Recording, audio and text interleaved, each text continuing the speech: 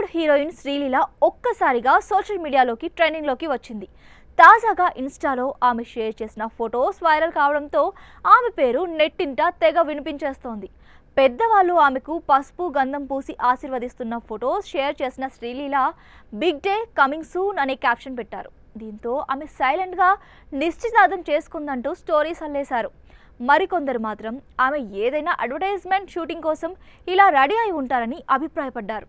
కానీ అసలు విషయం వేరే ఉంది. ఫ్యాన్స్కు ఇది కూడా గుడ్ న్యూస్.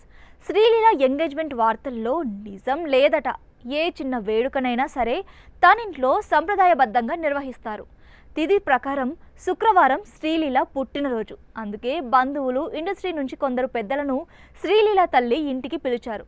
వాళ్ళ సంప్రదాయం ప్రకారం ఇలా పసుపు పెట్టి ఆమెను ఆశీర్వదించారు.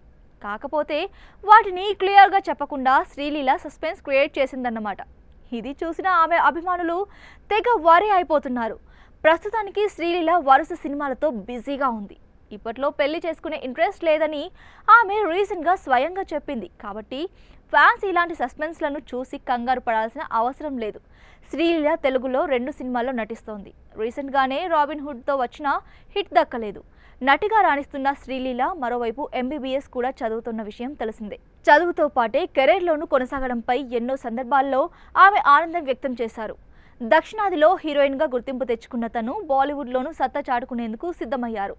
అనురాగ్ బసు దర్శకత్వంలో ఓ సినిమా చేస్తున్నారు. ఇందులో కార్తిక్ ఆర్యన్ హీరోగా నటిస్తున్నారు.